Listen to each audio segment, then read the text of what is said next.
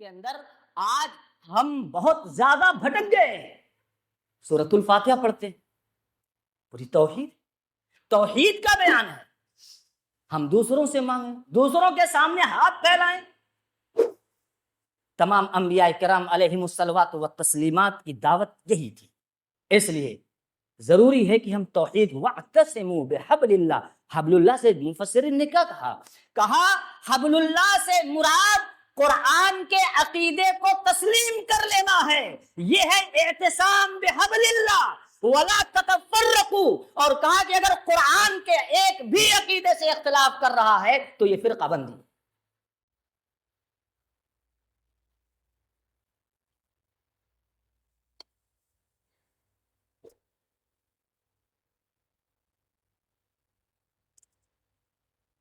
إن الحمد لله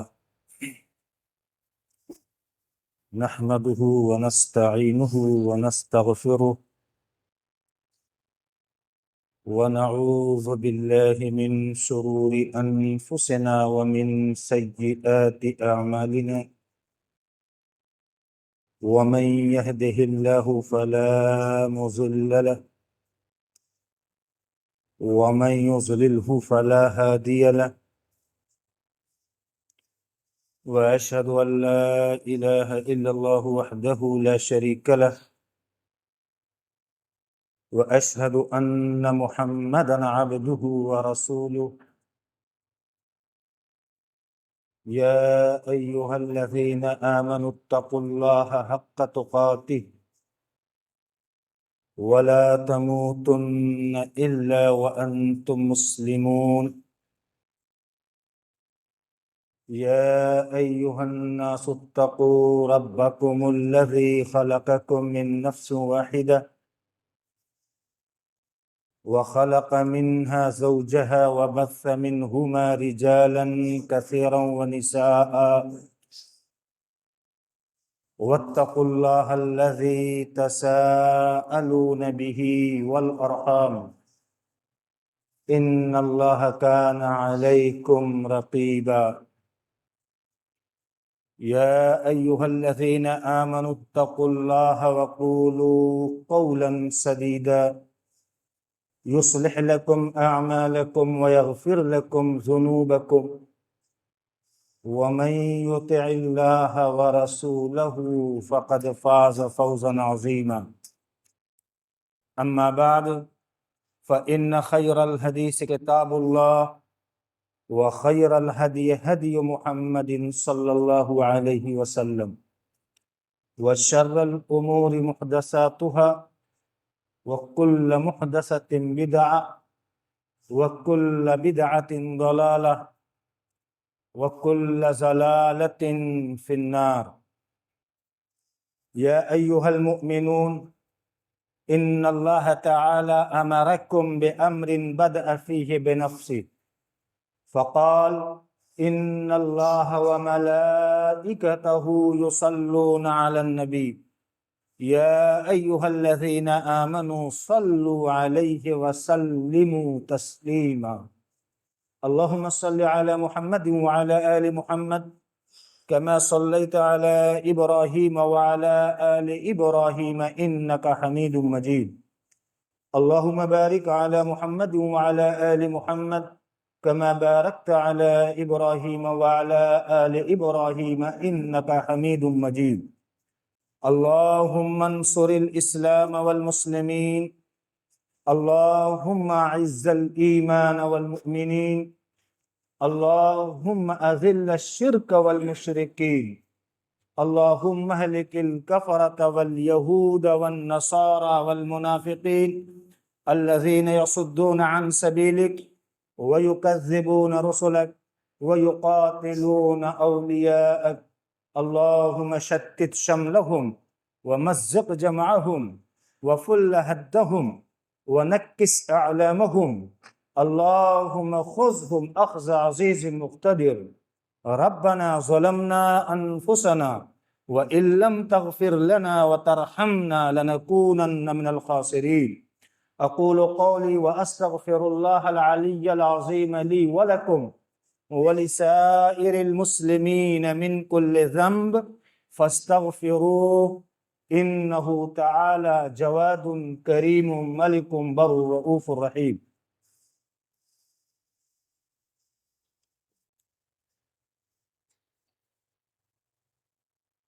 الحمد لله رب العالمين الرحمن الرحيم مالك يوم الدين إياك نعبد وإياك نستعين والصلاة والسلام على سيد المرسلين وعلى آله وأصحابه وأزواجه وذرياته وأهل بيته ومن دعا بدعوته ومن تبعهم بإحسان إلى يوم الدين. أما بعد فإن خير الحديث كتاب الله وخير الهدي هدي محمد صلى الله عليه وسلم وشر الأمور محدثاتها وكل محدثة بدعة وكل بدعة ضلالة وكل ضلالة في النار.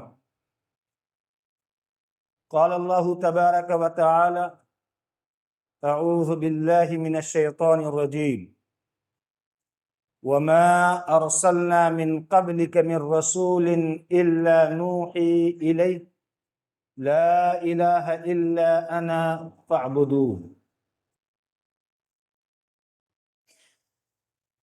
تمام تعریفات، حمد و ثنا، کبریائی، بڑائی، بزرگی اس وحدہ لا شریک ذات کے لیے زیبا و سزاوار ہے جو تمام کائنات کا حاکم و مالک، رازق و خالق، مدبر و متصرف، مشکل کشا، قادر مطلق، مختار کل ہے۔ بعدہ بے شمار لامحدود درود و سلام ہو اس نبی آخر صلی اللہ علیہ وسلم پر جنہوں نے اللہ کے پیغامات اس کے بندوں تک کما حق پہنچا دیا۔ برادران اسلام، دینی و ملی بھائیوں، اللہ تبارک و تعالی کا سب سے بڑا احسان و کرم یہ ہے کہ اللہ تبارک و تعالی نے ہم لوگوں کو مسلمان بنایا، اور اس کا ایک بہت بڑا کرم یہ بھی ہے کہ اللہ تبارک و تعالی نے ہماری ہدایت و رہنمائی کے لیے قرآن مجید کو نازل فرما کر قیامت تک کے لیے اسے محفوظ کر دیا۔ اس قرآن کریم کو جسے اللہ تبارک و تعالی نے تمام انسانوں کی ہدایت کے لیے پیدا کیا، اگر پڑھا جائے، سمجھا جائے، غور کیا جائے، تدبر کیا جائے، تو بات یہ سمجھ میں آتی ہے اور ہر پڑھنے والے کو محسوس ہوگا کہ اللہ تبارک و تعالی نے خاص طور سے پورے قرآن کے اندر 3 مضامین کا تذکرہ کیا، اور ان 3 مضامین میں سب سے بڑا مضمون جو قرآن کے اندر بیان کیا گیا وہ اللہ کی توحید ہے، اس کی وحدانیت، اس کی الوہیت، اس کی ربوبیت، اس کی معبودیت۔ سب سے زیادہ قرآن میں اسی موضوع پر بات کی گئی۔ یہ بتایا گیا کہ تمام کائنات کا تنے تنہا اکیلا اگر کوئی معبود ہے، اگر کوئی خالق ہے، اگر کوئی مالک ہے، اگر کوئی رب ہے، تو وہ صرف اللہ وحدہ لا شریک کی ذات ہے، اس کے علاوہ کسی کی ذات نہیں، کسی کی ذات نہیں۔ آپ قرآن کریم کی شروعات کریں اور اس کی ابتدا کریں، سب سے پہلے آپ سورۃ الفاتحہ کو کھولتے ہیں اور سورۃ الفاتحہ کی جب تلاوت شروع کرتے ہیں تو اعوذ باللہ اور بسم اللہ کے بعد آپ کہتے ہیں الحمدللہ رب العالمین۔ ہر طرح کی تعریفات اللہ رب العزت کے لیے ہے، رب العالمین ہے، جو تمام جہانوں کا پالن ہار ہے، جو تمام جہانوں کی پرورش کرنے والا ہے، جو تمام جہانوں کو نشو و نما دینے والا ہے، جو تمام جہانوں کی ضروریات کو پوری کرنے والا ہے۔ رب کہتے ہیں جو ہر طرح کی ضروریات کا انتظام کرے۔ رب کا مطلب صرف پالنے والا نہیں آتا ہے، پالنے والا اس کا ایک حصہ ہے۔ رب کا مطلب ہوتا ہے جو تمام طرح کی ضروریات کا انتظام کرتا ہے، وقت پر کرتا ہے، اتنا کرتا ہے جتنی ضرورت ہوتی ہے۔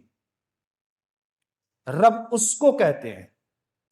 ایک بچہ جو ماں کے پیٹ میں پل رہا ہوتا ہے، جو 3 اندھیروں کے درمیان ہوتا ہے، جس بچے میں جب روح ڈالی جاتی ہے اور پھر اس کے بعد نہ کوئی کھانے کا راستہ ہوتا ہے، نہ کوئی پینے کا راستہ ہوتا ہے، اللہ رب العزت ماں کے شکم سے جو ناب کا اس کا تعلق ہوتا ہے، اس کے ذریعے سے اس کے پینے کی بھی ضرورت کو اللہ پوری کرتا ہے، اس کے کھانے کی بھی ضرورت کو اللہ رب العزت کرتا ہے۔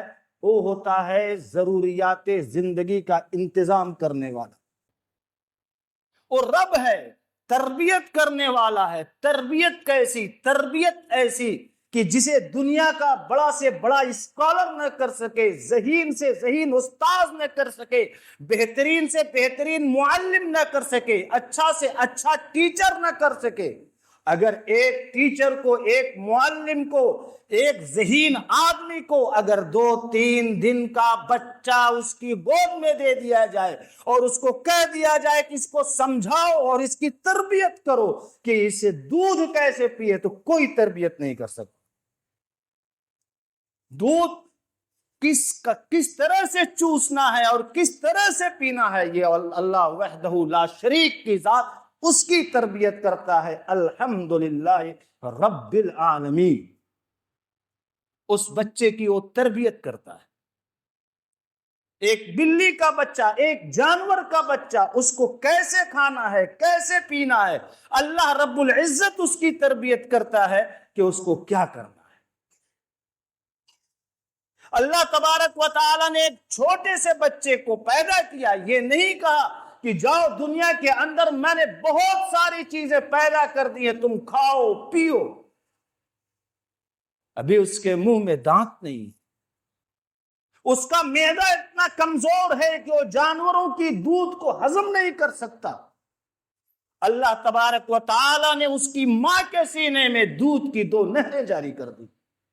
یہ ہوتا ہے ضروریات کا انتظام کرنے والا جو رب العالمین، جس کو ہم کہتے ہیں الحمدللہ الحمدللہ رب العالمین۔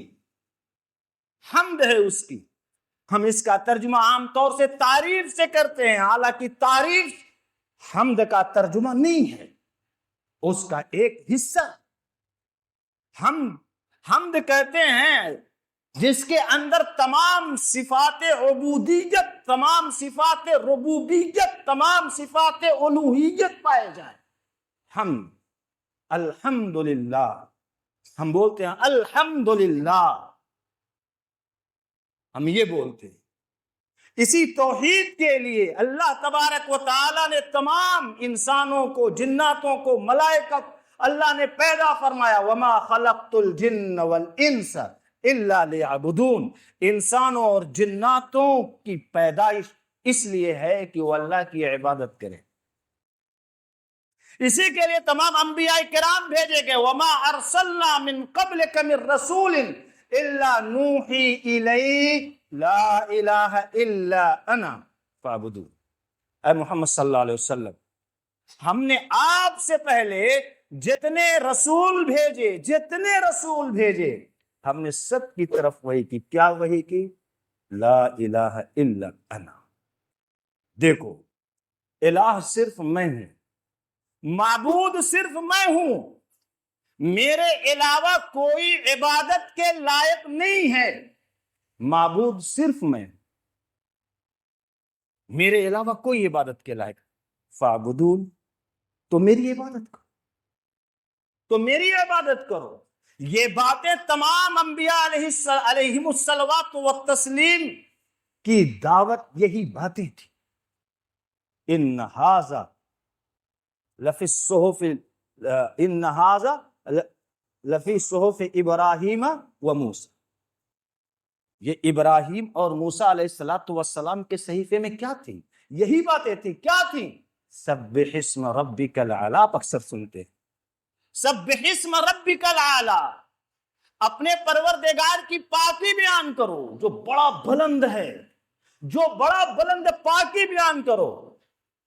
الحمدللہ رب العالمین، حمد ہے اس اللہ کی جو رب العالمین ہے. جب آدمی کہتا ہے اللہ کی حمد ہے تو اس میں اس بات ہوتا ہے، کسی چیز کو ثابت کیا جاتا ہے.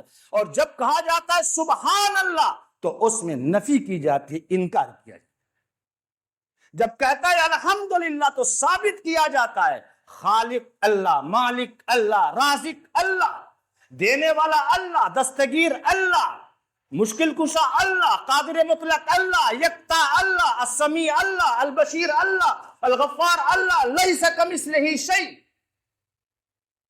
جب کہتا ہے الحمدللہ، الحمدللہ، اللہ کے رسول نے فرمایا جب انسان الحمدللہ کہتا ہے تو اس کا الحمدللہ کہنا میزان کو بھر دیتا ہے. کہتا ہے الحمدللہ رب العالمین. ایک آدمی کہتا ہے سبحان اللہ، سبحان اللہ، تو کہتا ہے اللہ کی ذات پاک ہے، اللہ کا کوئی وزیر نہیں، اللہ کی کوئی مشیر نہیں. نہیں، نگیٹو ہوتا ہے. سبحان اللہ، اللہ کا کوئی وزیر نہیں، اللہ کا کوئی مشیر نہیں، اللہ کا کوئی مددگار نہیں ہے، اللہ کا کوئی بھائی بہن بیٹا نہیں ہے، اللہ کو نیند نہیں آتی ہے، اللہ سوتا نہیں ہے، اللہ یکتا ہے، اللہ بے مثال ہے.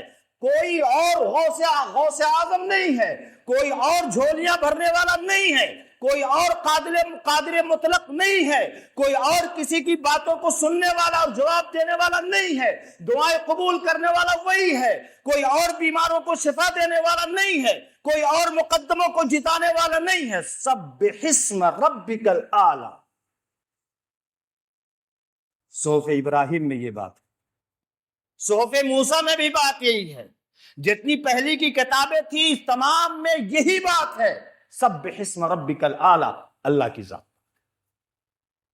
اللہ کی ذات پاک ہے. تو جب یہ آدمی کہتا ہے سبحان اللہ، سبحان اللہ، کہتے ہیں کہ سبحان اللہ کو تو جنت میں ایک درخت لگتا ہے اور اس کا درخت کا سایہ کتنا ہے؟ ایک عربی نسل کا گھوڑا پوری زندگی اگر چلتا رہے تو بھی اس کے سائے سے ہٹے گا نہیں. سبحان اللہ. یہ سبحان اللہ جب آدمی کہتا تو یہ جو پیڑ لگتا ہے کس کے لیے لگتا ہے؟ یہ کس کے لیے لگتا ہے؟ جو سبحان اللہ بھی تسبیحات پر لے کر کے سبحان اللہ کہہ رہے ہیں اور پھر سجدے دوسروں کے کر رہے ہیں، نذرانے دوسروں کے لیے، عبادتیں دوسروں کے لیے، مدد دوسروں سے، حاجت روائی دوسروں کے سامنے، دعائیں دوسروں سے، سفارشات دوسروں سے. لئن اشرکت لیحبطن عملک. اے نبی اگر آپ نے بھی شرک کیا تو نماز، روزے، حج، زکوٰۃ کام نہیں آئیں گے. یہ سبحان اللہ کہنا کیا چیز ہے؟